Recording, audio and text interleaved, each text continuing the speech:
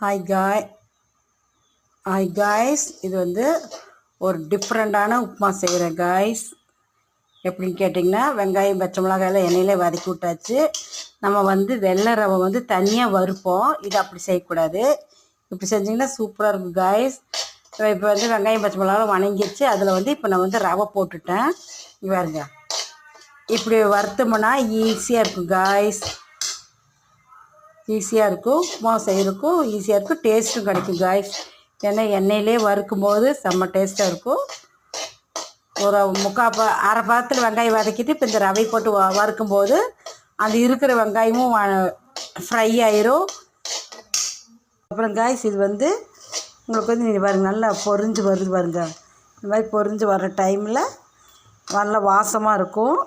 அந்த டைமில் நீங்கள் வந்து தண்ணி வேணுங்கிற அளவு தண்ணி ஊற்றி கொதிக்க வச்சு உப்புமா இறக்குற ஓரத்தில் ஒரு 2-3 ஸ்பூன் தேங்காய் ஊற்றி இறக்கிட்டிங்கன்னா காய்ஸ் சூப்பராக இருக்கும். தேங்காய் உப்புமா. இந்த டிஷ் நேம் வந்து coconut oil upma. Okay guys, இந்த மாதிரி செஞ்சு சாப்பிட்டு பாருங்கள், நல்லாயிருக்கும். பாருங்கள், நல்லா ஃப்ரை ஆகிடுச்சு. இப்போ அடுத்து நான் வந்து தண்ணி ஊற்ற போகிறேன். தண்ணி ஊற்றிட்டு நல்லா உப்புமா இறக்கி வச்சாது இருக்குது. தொட்டுக்கிறதுக்கு ஒன்றுமே வேண்டாம் காய்ஸ், சூப்பராக இருக்கும். நல்லா இருக்குது, செம்மையாக இருக்குதா வெள்ளை ரவை உப்புமா. இப்படி தான் செய்யணும். இப்படி செஞ்சு பாருங்கள், நல்லாயிருக்கும். ஆயிலையோ கல்லெண்ணெயிலையோ தாளித்து விடுங்க.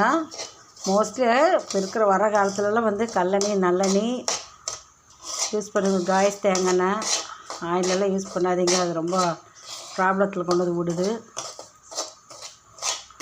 வயிறு தொப்பையார காரணமே அதான். இப்போ நாங்களாம் அதான் யூஸ் பண்ணிகிட்டு இருந்தோம். பயங்கர தொப்பையிருந்து இப்போ இந்த 1 மாதம் 2 மாதமாக நாங்கள் இந்த எண்ணெயெல்லாம் யூஸ் பண்ணுறதுனால இப்போ வயிறு பாருங்கள், ஸ்டொமக் நல்ல இதாக இருக்குது, கொழுப்பு எல்லாம் எடுத்துருது.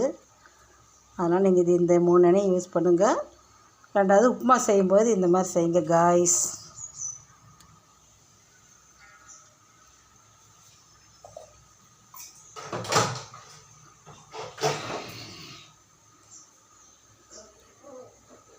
அப்படியே இந்த தண்ணி ஊற்றிட்டுருணும்.